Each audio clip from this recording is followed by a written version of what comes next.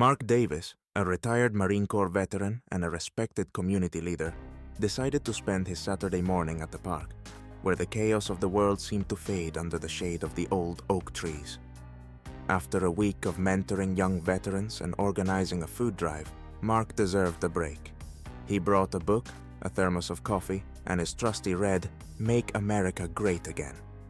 Cat Dick Cap, an unassuming yet meaningful gift from his Marine buddies. To Mark, the cap wasn't about politics.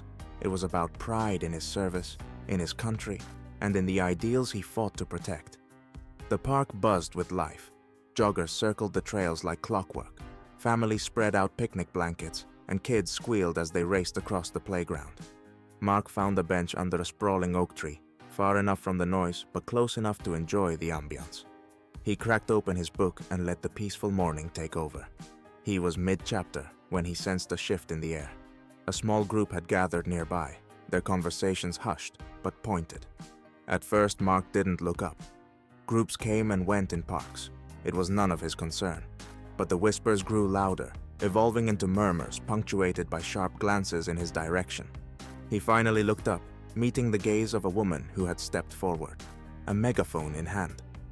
The woman, sporting blue hair and a t-shirt that screamed "End Hate Now," jabbed a finger toward him like she'd just uncovered public enemy number one.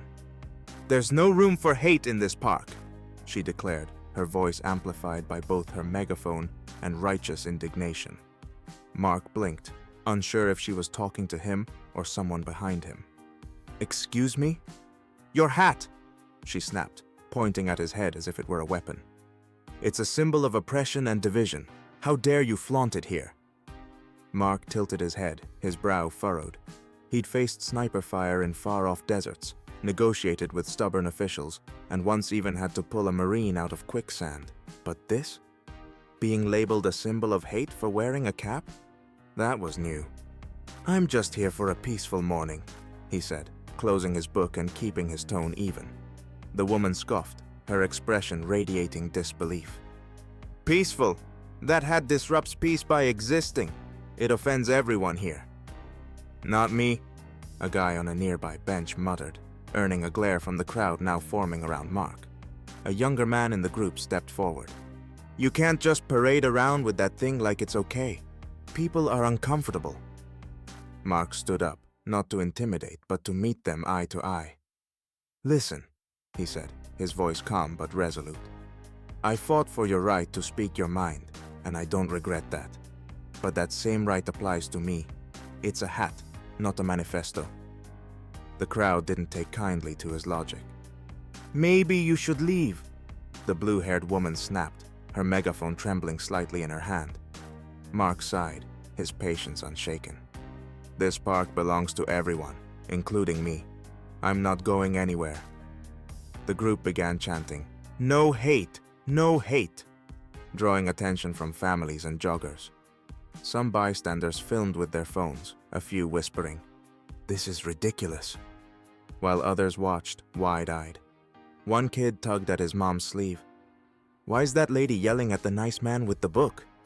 Mark suppressed a smirk, but the absurdity of the situation wasn't lost on him.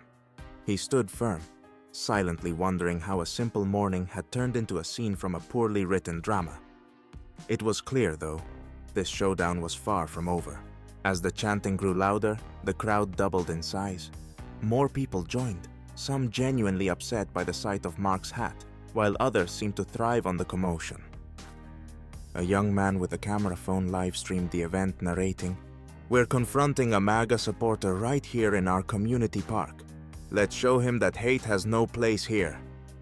Mark, however, remained calm, his arms crossed. "If this is your idea of a dialogue, you're doing it wrong," he said, his voice steady but firm. The woman with the megaphone approached closer, pointing at him with a trembling finger. "You don't get to lecture us. People like you don't care about anyone but yourself." Mark tilted his head slightly. "People like me? You mean veterans? The ones who've sacrificed for this country?" His words caused a ripple of murmurs in the crowd.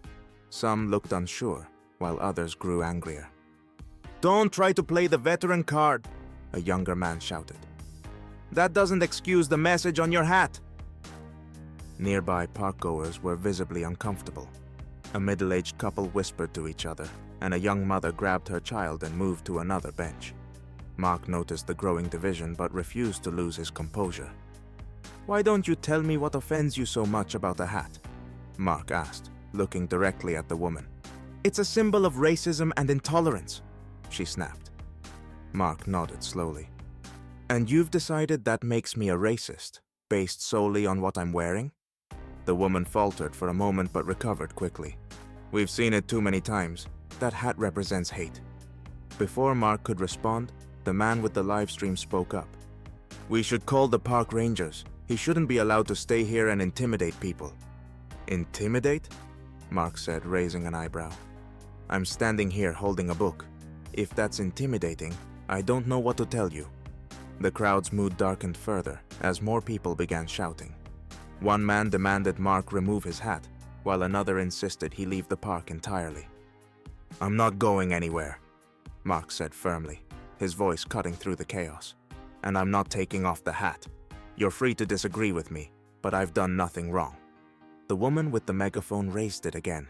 "We're not going to let hate win. Let's show him." The crowd erupted into cheers, emboldened by her words.